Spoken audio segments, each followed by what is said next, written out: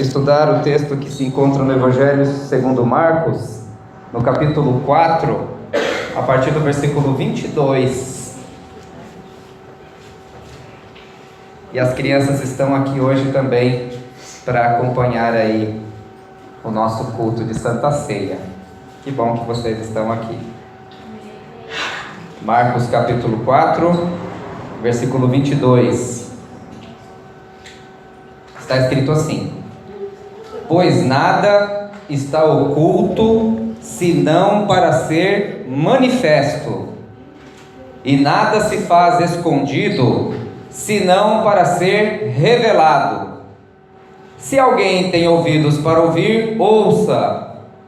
Então lhes disse: atentai no que ouvis, com a medida com que tiverdes medido, vos medirão também, e ainda se vos acrescentará, pois ao que tem se lhe dará, e ao que não tem, até o que tem lhe será tirado. Amém? Oremos. Senhor nosso Deus e nosso Pai, essas são as palavras do Teu Filho Jesus, que disse quando esteve aqui entre nós. Mas essas palavras continuam, porque o Senhor disse que passaria os céus e a terra, mas as palavras que Ele disse jamais passariam. E faz 2000 anos, Senhor, que Ele disse essas palavras, e elas estão aqui gravadas no Teu Evangelho, e pedimos que sejam gravadas também no nosso coração, para que nós possamos aprender a doutrina de Cristo nas nossas vidas, em nome de Jesus. Amém. Amém. Graças a Deus. Irmãos, todo mundo se prepara para alguma coisa na vida. Quem aqui já fez uma prova? Qualquer prova. Teve que se preparar para ir bem, né? Ok. Vestibular, uma vaga de emprego, tirar carteira de motorista, você teve que estudar um pouquinho, treinar. Tudo na vida a gente prepara. Para conversar com alguém, você sempre se prepara para alguma coisa. As crianças estudam, vocês estudam, não estudam? Não tem que estudar para a prova? De vez em quando, prova de matemática, de português, né? Tem que estudar, né, Micael? Tem que ralar. Os pais até dão uma cortada no videogame, na televisão, para as crianças estudarem. Guilherme, Nicole, todo mundo estuda, né? Todo mundo tem que se preparar para alguma coisa na vida. Mas uma coisa que a gente geralmente não se prepara é para a prova mais importante da nossa vida, que será o quê? O juízo final. O juízo de Deus nas nossas vidas.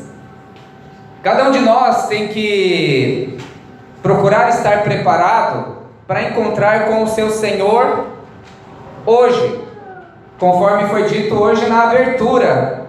Temos que vigiar e estar preparados. E geralmente a gente não se prepara para isso, porque todo mundo tem a impressão que vai viver muito tempo ainda. Ah, vou viver muito tempo. Ninguém acorda de manhã achando que vai morrer à noite. A não ser que a pessoa esteja, né, já numa situação de convalescência. Mas caso contrário, quando a gente acorda de manhã, ninguém pensa isso. Ah, talvez hoje seja o meu último momento, o meu último dia. Mas Jesus, ele sempre chama a atenção para isso. Ele fala: olha, vigiai e orai, esteja atento. Você não sabe o dia e a hora. Então temos que estar atentos. E nesses versículos que nós lemos aqui, do versículo 22 ao 25, ele nos dá algumas formas pelas quais nós temos que estar preparados para nos encontrar com o Senhor. E ele está dizendo aqui alguns critérios que serão utilizados, que serão usados para nos julgar naquele dia, quando nós estivermos diante do nosso Pai, nosso Deus e nosso Juiz. Veja no versículo 22, diz assim: pois nada está oculto, senão para ser manifesto, e nada se faz escondido, senão para ser revelado. Ou seja, ele está dizendo que não há nada oculto aos olhos do Senhor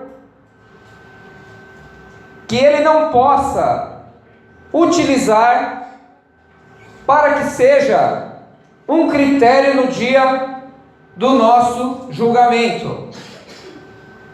Significa dizer que o Senhor não julgará somente as nossas obras, mas Ele julgará a intenção com a qual nós realizamos as nossas obras, porque Ele é onisciente, Ele não vê como vê o homem, mas Ele vê o coração. E naquele dia o apóstolo Paulo disse que serão reveladas as intenções dos nossos corações. Então tudo que estiver oculto dentro do nosso ser, ou tudo aquilo que nós fizemos escondidos e nos esforçamos para que ninguém viesse a saber, será revelado naquele dia. Passará como que num telão todas as intenções do nosso coração, tudo aquilo que nós nos esforçamos para esconder será revelado. Jesus tratou sobre esse assunto, por exemplo, no Sermão do Monte, a questão das nossas intenções. Ele disse: olha, quando você der esmola, não faça tocar a trombeta diante de si. Quando você ficar de pé na sinagoga para orar, que não faça isso para você demonstrar que você é piedoso e religioso. Quando você jejuar, não faça cara de triste, porque senão toda a recompensa que você tiver já terá sido dada por causa desse reconhecimento. Mas faz no oculto, porque o teu Pai que vem em secreto, Ele te vê e Ele te recompensará. Então o tempo todo Jesus ele chama para a intenção do coração.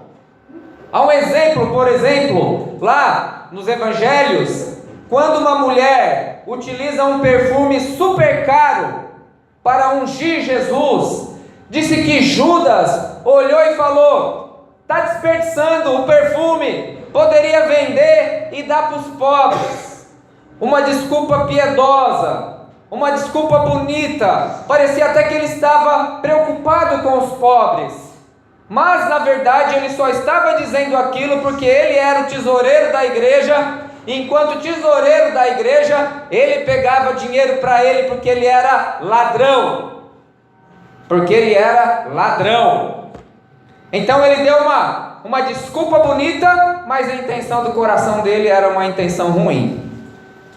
E o Senhor irá avaliar não somente as nossas obras, não somente aquilo que nós dissemos, mas principalmente o motivo, a motivação pelo qual nós fizemos aquilo.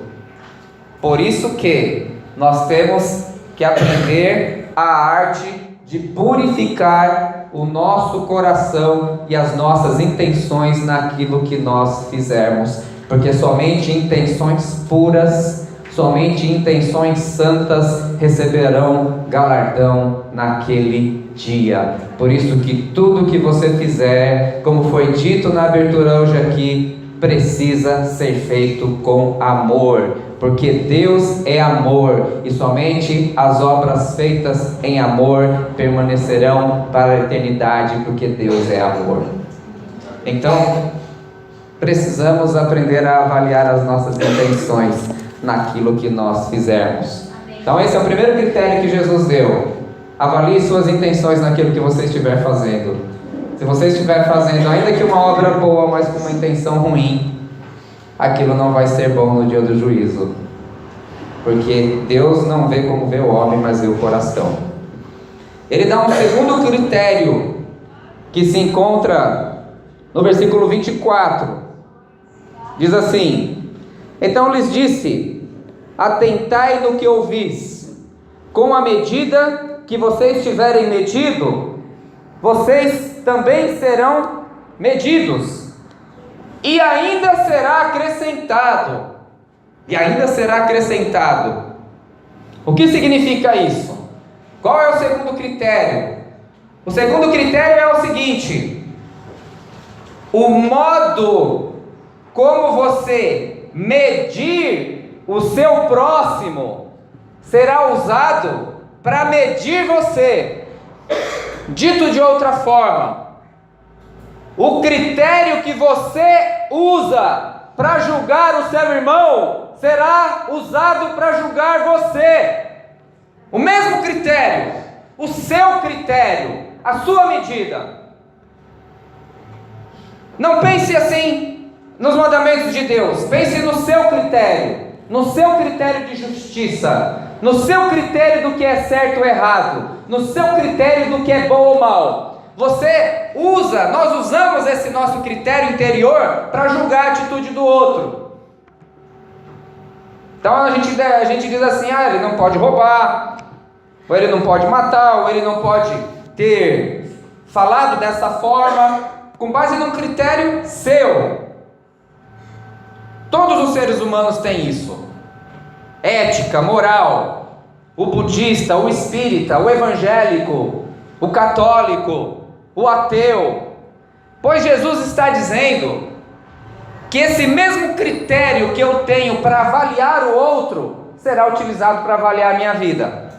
Então, se eu disser para uma pessoa assim: aquela pessoa ela rouba, e eu roubar, eu estou caindo no critério, no meu próprio critério. Se eu disser não se pode mentir e eu mentir, eu fui reprovado no critério. Qualquer coisa que eu utilizar para julgar o meu próximo será utilizado para me julgar. Então me veio o seguinte exemplo que eu ouvi outro dia, eu pensei, acho que serve aqui para estar aplicando. Imagine a seguinte situação: 2 colegas estão voltando para casa do trabalho, 2 amigos, estão lá dentro do ônibus, e um deles começa a reclamar do chefe. Ninguém nunca reclamou do chefe aqui, né? Ninguém nunca falou mal do chefe. Claro, porque todos os chefes são sempre muito bons. E aí ele vai dizendo para o colega dele assim: cara, meu chefe é um incircunciso, é um endemoniado. Por quê? Porque ele me mandou entregar um relatório e eu não consegui cumprir o prazo do relatório. E ele veio na reunião na frente de todo mundo e começou a brigar comigo e a gritar, e nem quis me ouvir. Porque se ele tivesse me ouvido, eu teria dito: eu não terminei o relatório porque o diretor financeiro me deu um outro trabalho para fazer mais urgente. Eu precisei parar de fazer o relatório porque eu tinha que fazer, mas ele nem me deu chance de falar. E foi desabafando: é mesmo e tal. E aí o outro também falou mal do chefe dele, tá tudo certo. Chegou no ponto, desceu, até mais, foi embora. Chegou na casa dele, bateu, entrou, viu a casa toda bagunçada, olhou na cozinha, viu que não tinha comida.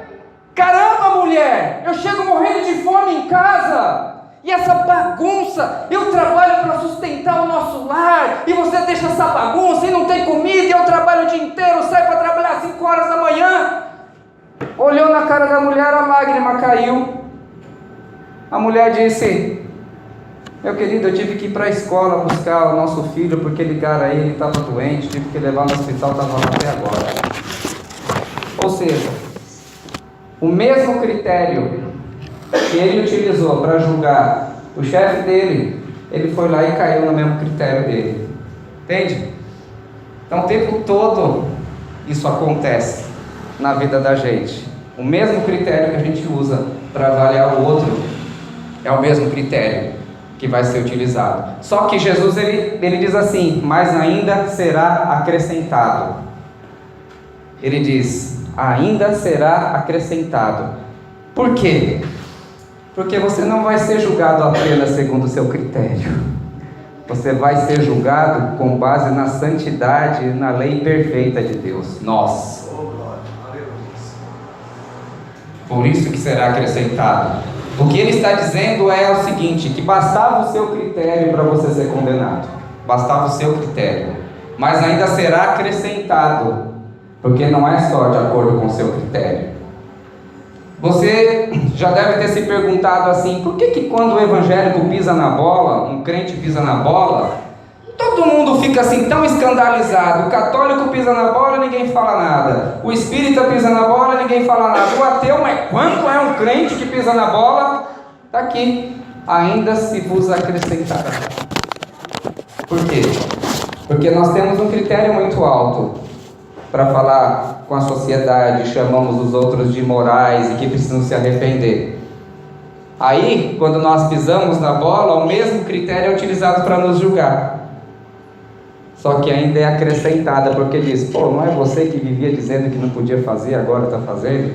Então não adianta reclamar, porque o juízo há de começar pela casa do Senhor, é assim mesmo. Então, Jesus falou: o primeiro critério é a intenção do seu coração, será utilizado naquele dia terrível. E o segundo critério é que a mesma medida que você utilizou para julgar uma pessoa será utilizada para julgar você também. Terrível, né? Terrível. Mas aí ele vai falar de um terceiro, que se encontra lá no versículo 25. Pois ao que tem se lhe dará, e ao que não tem, até o que tem será tirado. Quem tem vai ter mais, e quem parece coisa de quem tem dinheiro no banco, né? Quem tem ganha mais, quem não tem até o pouco que tem vai embora, né? Será que é uma parábola capitalista? Pode ser. No Evangelho de Marcos, por ele ser um evangelho reduzido, as frases são mais curtas. Ele é o menor dos evangelhos, então algumas coisas você precisa ir buscar o significado em outros evangelhos. É o caso aqui, por exemplo. Jesus, ele repetiu essas palavras em duas parábolas. Uma no Evangelho de Mateus e outra no Evangelho de Lucas. Uma delas foi a parábola dos talentos. A outra foi na parábola das minas. Minas não é as meninas, minas é grana, tá? Não é parábola das minas, Jesus não está falando das meninas, era minas. Sem graça, pastor. Foi fraca essa. Como é que é a parábola dos talentos? Como é que é a parábola dos talentos? É assim, Iago. Deus foi lá, o Senhor, não Deus, o patrão, pegou. Eu não vou usar o exemplo usando ninguém aqui, porque um deles vai se dar mal. Eu não quero esse pastor, porque que ele me escolheu justo um mau exemplo. Ele escolheu 3 pessoas, o chefe, empregados dele. Para um, eu vou adaptar, ele deu 500 mil reais. Para outro ele deu, é bastante dinheiro, Iago? 500 mil reais é bastante, né? Eu nunca vi, nunca peguei, nem sei. Vai passando zero, a gente não sabe, né? Mas contar. Para um ele deu 500 mil reais. Para outro ele deu 300 mil reais. E para outro ele deu 100 mil reais. E ele disse assim: galera, eu vou para uma viagem, tratar de negócios. Vocês negociam aí esse dinheiro. Quando eu voltar a gente acerta contas. Aí ele foi viajar. O que recebeu 500 mil reais foi lá, negociou, trabalhou, acordou cedo, multiplicou, foi para 1 milhão. Uau! O outro que ganhou 300 mil reais, que recebeu, foi lá, negociou, multiplicou para 600 mil. Mas aquele que tinha recebido 100 mil, ele ficou com medo de negociar, ficou com preguiça, ele não tinha ousadia, ele guardou o dinheiro na gaveta. Na parábola ele enterra. Aí o Senhor volta. Quando ele volta, ele chama os três. Vamos prestar conta aqui.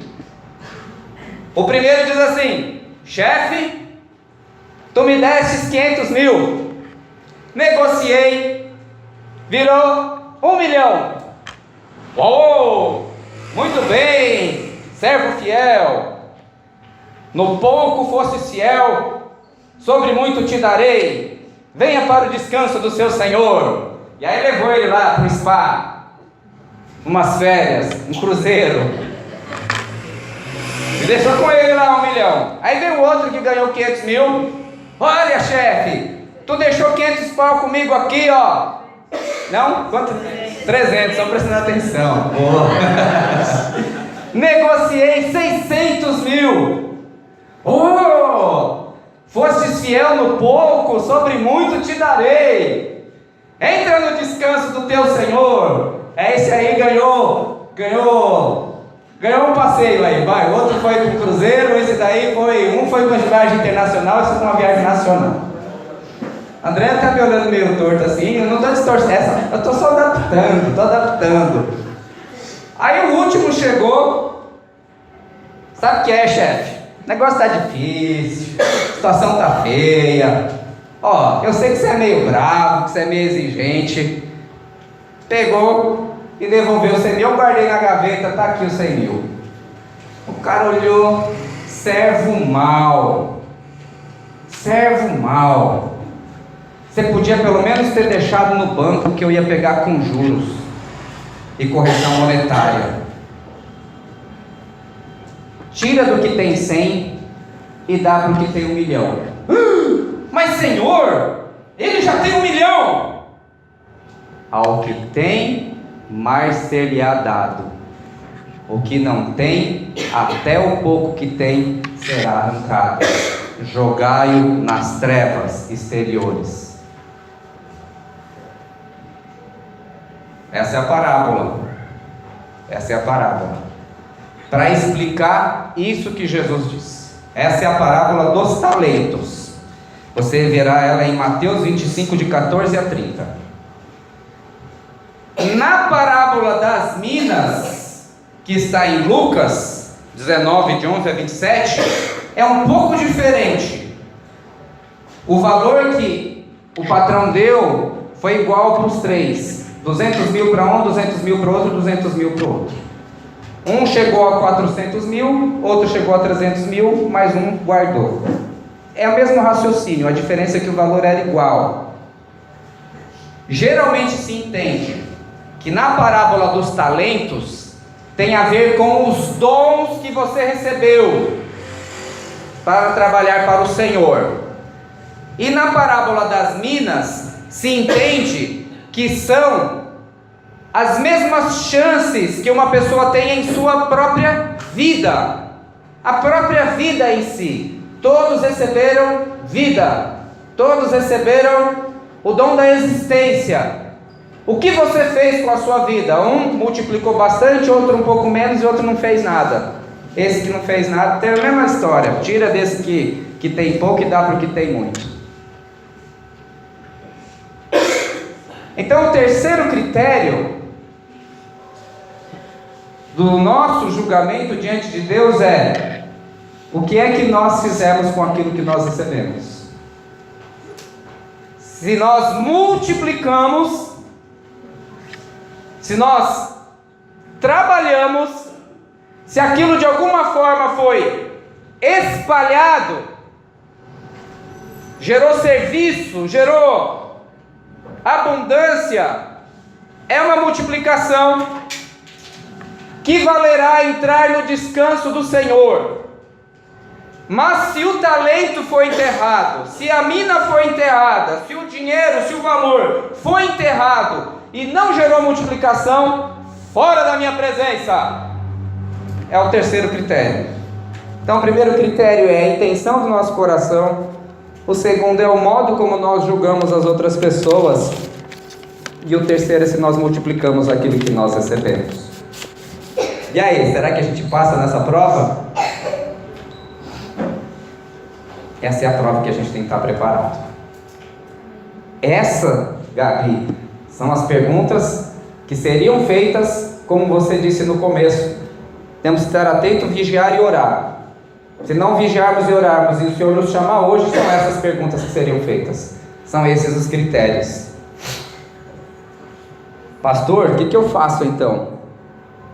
Então, dentro disso que a gente falou, eu vou dar 3 conselhos. 3. Primeiro, eu já falei, e é algo que eu tenho procurado fazer na minha vida, é avalie a intenção com que você está realizando uma determinada ação. Avalie a intenção. Eu estou fazendo para me aparecer? Eu estou fazendo para puxar o tapete de alguém? Eu estou fazendo... No nosso mundo, na nossa existência, é muito difícil alguém ter uma intenção totalmente pura e isenta de algum egoísmo. Sempre tem um pouquinho. Sempre tem um pouquinho. Eu estou aqui pregando para vocês. Se alguém vier depois e der um elogio, é possível que o meu ego... Pode acontecer. Tem que saber trabalhar isso. Se a Luane compartilhar essa mensagem lá no Facebook e tiver 1000 curtidas, é capaz que eu comece a achar alguma coisa. Nunca tem mais do que 2 ou 3. Então é muito difícil. É verdade. Se compartilha o do louvor, tem muito mais, né? O pessoal gosta mais de músicas, canções, enfim. Louvado seja o nome do Senhor, não tem problema. Então é muito difícil a gente ter um coração totalmente puro. A gente sempre quer algum retorno, algum reconhecimento, tudo bem. Mas na medida daquilo que nós pudermos, é sempre bom avaliar a intenção com a qual nós estamos dizendo, ou realizando, ou fazendo alguma coisa. Então é melhor parar de fazer? Não, é melhor consertar o coração diante de Deus. Melhor consertar o coração. Não tem nada errado você fazer algo para melhorar a sua situação, para ganhar um salário melhor, você tratar bem o seu cônjuge porque você quer ser bem tratado. Não tem, tudo isso é legítimo. Ou o namorado, né? A namorada. Não tem nada de errado com isso. Mas tudo isso tem que ser feito com amor, porque Deus é amor. Então, busque o amor em tudo que você fizer. E aquilo que estiver oculto, se você sentir no seu coração algo que você esconde, a palavra do Senhor diz que aquilo que é escondido geralmente é trevas. Geralmente as pessoas escondem porque elas não querem ser reprovadas na sua atitude, mas tudo que é feito em Deus vem para a luz, para mostrar que as obras são feitas em Deus, né? Quando a gente faz alguma coisa errada, não dá vontade de esconder da mamãe, porque a gente sabe que errou, ninguém vai falar, né? Não é? Só eu fui criança aqui, quando faz uma coisa errada não fica com medo de falar para a mamãe às vezes? Porque sabe que errou, aí esconde da mamãe. Mas aí você sabe que se ela descobrir sozinha é pior, né? É pior. Então você vai lá, prepara o terreno. Mãe, você tá tão boazinha, mãe, senhora linda, mamãe. Olha, mamãe, arrumei a cama hoje, mamãe. Ó, faz desse jeito. Aí, mamãe, preciso conversar com a senhora. Aí você conta. Aí, conta e fica pertinho dela, assim, né? Porque quanto mais longe você estiver, mais distância o tapa, dói mais. Se você ficar abraçado, ela não vai conseguir, logo o coração dela vai se derreter. Você vai apanhar menos. Então vem para perto. Entendeu a analogia? Vem para perto de Deus que a sua é menor. Vem para perto de Deus que a sua é menor. Bom, segundo conselho: cuidado ao julgar alguém. Nós fazemos isso o tempo todo. Falamos mal uns dos outros. Tem uma passagem em Tiago que diz assim: irmãos, não falei mal uns dos outros. Aquele que fala mal do irmão, ou julga o seu irmão, fala mal da lei e julga a lei. Ora, se julgas a lei, não és observador da lei, mas juiz. Há um só legislador e juiz, aquele que pode salvar e fazer perecer. Quem é você, porém, que julga o seu próximo? Irmãos, o próprio Tiago diz, todo mundo tropeça nesse negócio aqui. Da mesma boca procede bênção e maldição. Ah, pastor, eu nunca vou poder falar mal de ninguém? É tão gostoso falar mal. Pode, desde que o que você diga, você tenha condição de dizer para a pessoa também. Na cara dela. Na cara dela. Esse é o critério. O que você diz na presença de um ausente, você diria se ele estivesse presente também. Esse é um critério. Jesus chamou Herodes de raposa, mas ele chamou os fariseus de hipócritas, de raça de víbora. Xingou mesmo na cara deles. Xingava por trás e pela frente. Transparente. Não estou dizendo que você tem que sair xingando todo mundo. Por quê? Porque Jesus, ele era correto no critério dele. Ele não errava. A gente erra. A probabilidade de nós estarmos errados é muito grande quando nós julgamos uma pessoa. A gente não sabe o que está dentro da pessoa, a gente não sabe o que a pessoa viveu, a gente não tem ideia do contexto, a gente provavelmente vai errar. Por isso que Jesus diz, não julguei uns aos outros, no Sermão do Monte. Até mesmo porque o mesmo critério que você usa para julgar o outro será usado para julgar você. Quanto mais você julgar as outras pessoas, você aponta um dedo para uma pessoa, tem dois apontados para você, porque Jesus disse, ainda mais se lhe vos acrescentará. Então evite. Evite. Você não foi chamado para ser justiceiro. Foi chamado para ser pacificador, para ser misericordioso, humilde, não para avaliar, porque o Evangelho não nos torna juízes uns dos outros.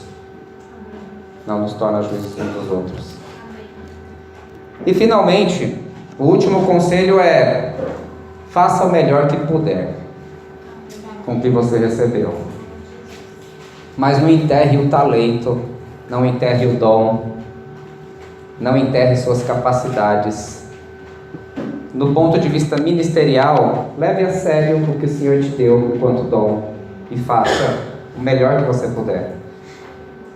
Esse resultado de multiplicar de 500 para 1000 ou 1 milhão, não se preocupa no 1 milhão, se preocupa em fazer bem com os 500 que você recebeu e entrega o resultado na mão de Deus, que a gente não controla o resultado, é Deus que dá o crescimento. Mas faz o melhor que você puder com o dom que você recebeu. Faça o melhor, sempre. Do ponto de vista ministerial. Se é pregar, pregue bem. Se é ensinar, ensine. Se é discipular, discipule. Se é contribuir, contribua. Se é exercer misericórdia, atue assim. Leia Romanos capítulo 12, o apóstolo Paulo vai falar sobre isso daí. Faça o melhor que puder. Isso pensando na parábola dos talentos. Na parábola das minas é a sua vida. Faça o melhor que você puder com a sua vida. Com a sua vida. Faça tudo com amor. Faça tudo com alegria. Faça tudo bem feito. Não tenha preguiça. Realize. Prospere. Produza. Trabalhe. Faça o melhor que você puder. Faça a sua vida valer a pena. Faça valer a pena a sua vida dentro da sua casa. Faça valer a pena a sua vida profissionalmente falando. Sua vida social. Multiplique. Multiplique. Eu disse para não se preocupar com o resultado, mas não significa que você não será avaliado pelo resultado que você produzir. Todos pedem resultado. O patrão pede resultado. O examinador do vestibular, ele pede um resultado. Deus vai pedir um resultado também. Deus também vai pedir um resultado. Faça o melhor que você puder com a sua vida porque foi um dom que o Senhor Deus deu para você. Corrija com a ajuda do Senhor todas as suas intenções. Tenta fazer fluir uma água pura de dentro de você, uma água de paz, de misericórdia, de tranquilidade, de amor. Peça ajuda ao Espírito Santo. Se for necessário perdoar, perdoe. Se for necessário gritar e orar diante do Senhor, ore, grite. Se for necessário jejuar, mas tire todo o sentimento ruim de dentro de você. Não vale a pena, não faz bem nem para esse corpo físico e nem para o nosso espírito. Faça uma faxina geral com a ajuda de Deus. O Senhor disse que a palavra dele é água e que vós já estáis puros pela palavra que vos tem sido ministrada. E estejamos preparados para aquele dia, em nome de Jesus. Estejamos sempre preparados, porque será no piscar de olhos, será como ladrão à noite. Amém? Deus abençoe em nome de Jesus.